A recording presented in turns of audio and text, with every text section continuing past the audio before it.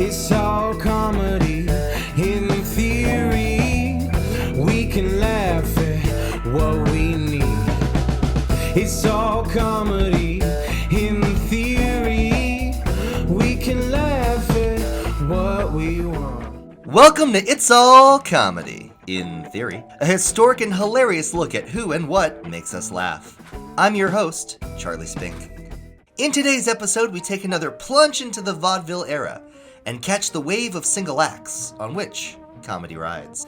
Before we jump into the vaudeville comedians, however, it's important to give a quick nod to all the folks who brought comedy to movies during the silent film era of the early 1900s. We have to speak up for these strong silent types because, quite frankly, they couldn't do it for themselves. Many silent comedy techniques were borrowed from vaudeville traditions of comedians such as Buster Keaton and Charlie Chaplin. Silent comedians would often place heavy emphasis on visual and physical humor. Classic examples included slipping on a banana peel, getting soaked with water, and throwing a pie into somebody's face. Regarded as the first silent comedy is the film Le Rosé Arrosé, which translates to The Waterer Watered. Other working titles for the film were Plants in Seattle or A Mermaid's Wet Vagina. It was directed and produced by Louis Lumière, also known at the time as LL Cool J, in 1895. The film ran for 49 seconds, and it portrayed a single practical joke. Given that most films at the time were of documentary nature, a scripted comedic film was unexpected by the viewing audience, and it truly enhanced the comedic surprise value. Le Rosé Arrosé created a new genre. This simple bit of slapstick contributed to all subsequent film comedy. The first international silent comedian was star Max Linder from France, whose character was a mustachioed top hat wearing high class man. Linder excelled in taking simple scenarios and everyday tasks and wreaking havoc throughout them. His style of comedy was imitated by numerous silent comedians who followed. Max Sennett and Hal Roach were two of the most famous producers of the silent comedies. Famous actors and teams from this era included the Keystone Cops, Buster Keaton, Roscoe Fatty Arbuckle, and Stan Laurel, along with many others. Of course, there was Harpo Marx, who always played a mute in the Marx Brothers films. But the most notable comedian of the silent era was Charlie Chaplin, whose last great silent comedies were even made in the sound age. We would be remiss if we didn't go back to the future and mention Mel Brooks' 1976 film, Silent Movie. This full-length feature tribute to the silence, with the only spoken word, ironically coming from famous mime, Marceau Marceau. No! Back to our regularly scheduled program. Samuel Clemens, more famously known as Mark Twain, great-grandfather of Shania Twain, was an American writer, humorist, entrepreneur, publisher, and lecturer. He's been called the greatest humorist the United States has ever produced. That quote, of course, came from Mark Twain. As a matter of fact, the highest critical honor that can be given to an American comedian is named after him. That's right. It's called the MTV Mark Twain Video Music Award for Best Rap Video.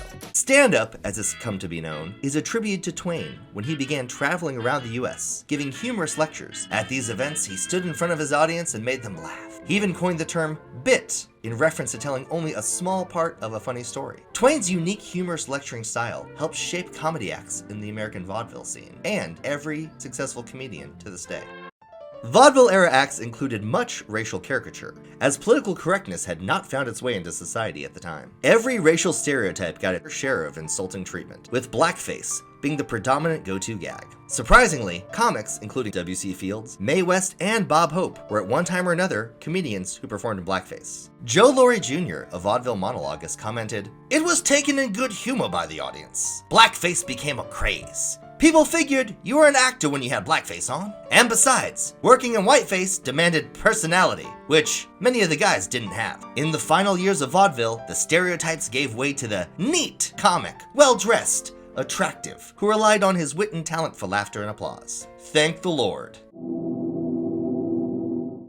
Along with song and dance numbers and comedy troupes, a lot of individual stand-up comics graced the vaudeville stages. A lot. But before we get into the vaudeville comedians, multi-talented Bay Area comic Chad Opitz gives us an updated look at what a popular vaudeville performance may have looked like. Amazing would it be to show up to the opera one day and see something like this. Thank you for coming to enjoy Leon Cabello's tragic masterpiece, Pagliacci. But don't forget our late night Saturday opera. We'll be bringing you Paul Verhoeven's 1987 action classic in a whole new way with Robocopra. Dead or alive, you're coming with me. Is that you, Alex Murphy? Scum corporations make me sick. I once shot a dude in the dick. Look out! It's at 209! Whoa, whoa, whoa, whoa, whoa. You have 10 seconds to comply, and if you don't, I will make you die. RoboCop! I buy that for $1. And you will buy that for $1 because our late night menu is corn dogs and jello shots for $1. We'll see you at the opera.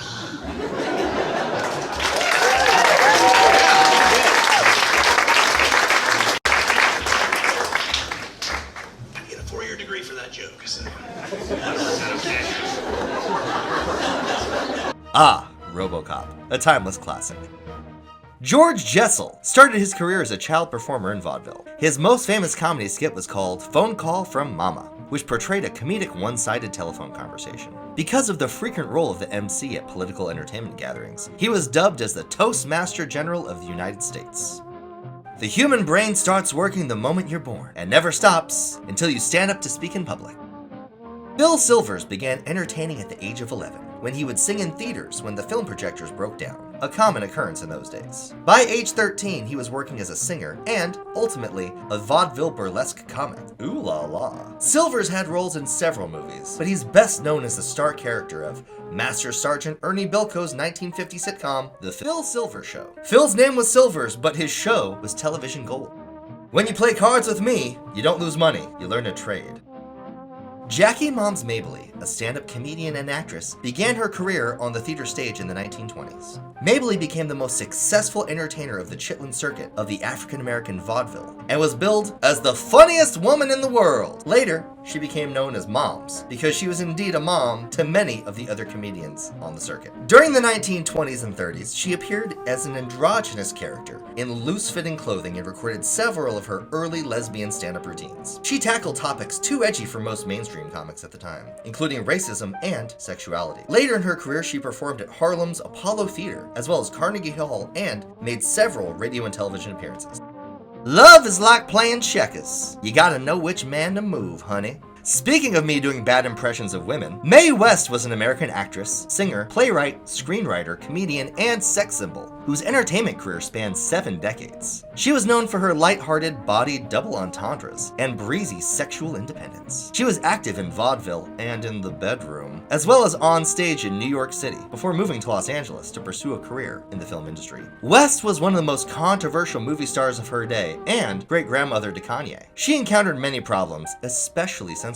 She once quipped, "I believe in censorship. I made a fortune out of it." She bucked the system by making comedy out of conventional mores, and Depression-era audiences admired her for it. She was crowned the darling bad girl who had climbed the ladder of success wrong by wrong. I used to be Snow White, but I drifted. Or as a more sexy version of her today might say, I used to be Snow White, but then I got plowed.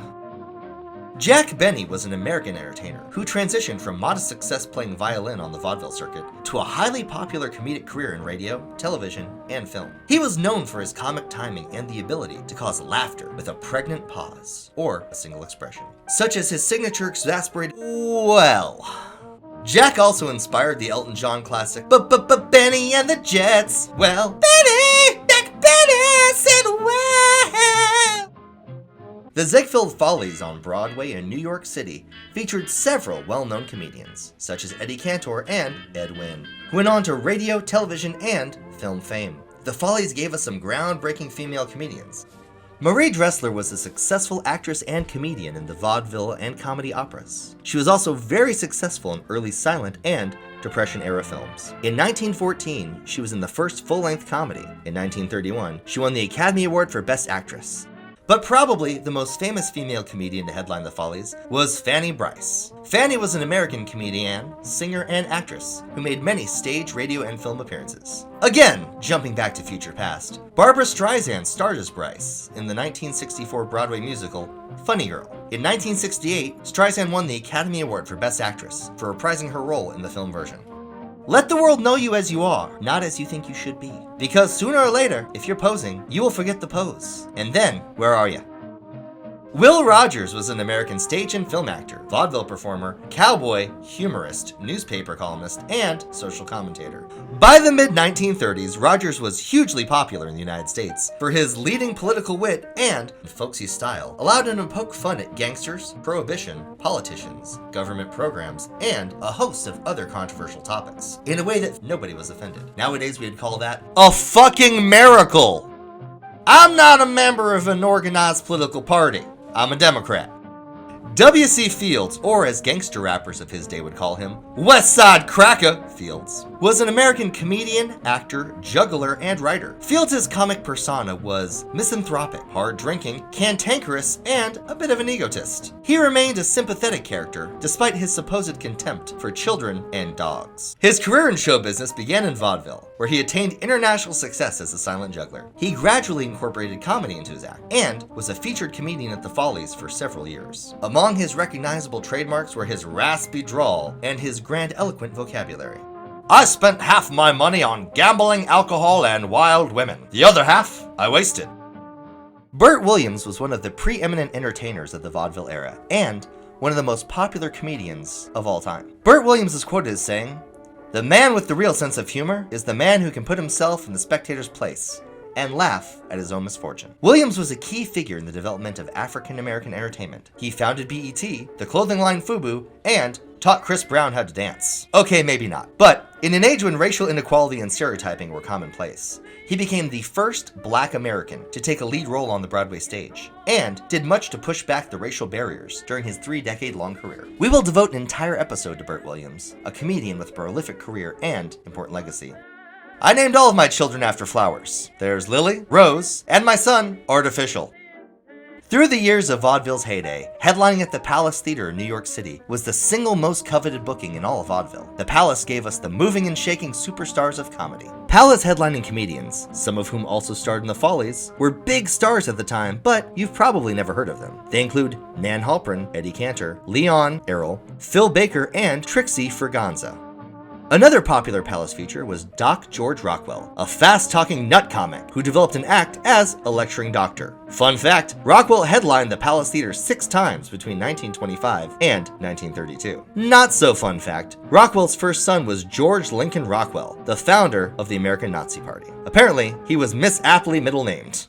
Last of the little-known yet very important comedians who were featured at the Palace is Frank Fay. Before the 1920s, vaudeville shows didn't have an MC, just big playbills with acts listed on them. Fay, who was an accomplished comedian, began the practice of not only introducing acts, but also entertaining the audience while doing so. Bob Hope said, "Fay was just a sensational man that could do more with nothing, with attitude, than any man I'd ever seen on stage." Milton Berle's career as an entertainer spanned over 80 years, first in silent films and on stage as a child actor, then in radio, movies, and television. Around 1920 at age 12, Berle made his stage debut in a musical comedy in Atlantic City, which later moved to Broadway. By the early 1930s, he was a successful stand-up comedian. Most comedy historians remember Uncle Milty as being the biggest dick and having the biggest dick in the world of comedy. Like any big dick, he sounded great in theory, but in practice was awkward, uncomfortable, and a real pain in the ass. I don't mind personal insults, but when you insult the jokes that I tell, you're insulting Fred Allen, Bob Hope, and George Burns. Bob Hope was a stand-up comedian, vaudevillian, actor, singer, dancer, athlete, and author. With a career that spanned nearly 80 years, Hope appeared in well over 100 films, including a series of 7 musical comedies, with Bing Crosby as his top-billed co-star. He was famously known for making 57 tours for the USO, or United Service Organization, entertaining active-duty American personnel around the world. During his long career, Hope also hosted the Academy Awards 19 times. The song, "Thanks for the Memories," was his signature tune. He began his career in show business in the early 1920s, initially as a comedian and a dancer on the vaudeville circuit, before acting on Broadway. He was praised for his comic timing, specializing in one-liners and rapid-fire delivery of jokes that were often self-deprecating. Hope helped establish modern American stand-up comedy. "I performed for 12 presidents and entertained 6. As with all good things, vaudeville came to an end in the early 1930s. What killed the thriving business of vaudeville? Modern technology, of course, namely the radio. Radio killed the vaudeville show. In our next episode, we look at comedy acts of the golden age of radio. Thank you for watching. Be sure to hit that subscribe button to get more It's All Comedy in Theory. I'm Charlie Spink, and you're very welcome. It's all comedy in theory. We can laugh at what we want. It's all jokes, it's all good. It's all jokes, it's all good. Comedy, baby. Ha ha!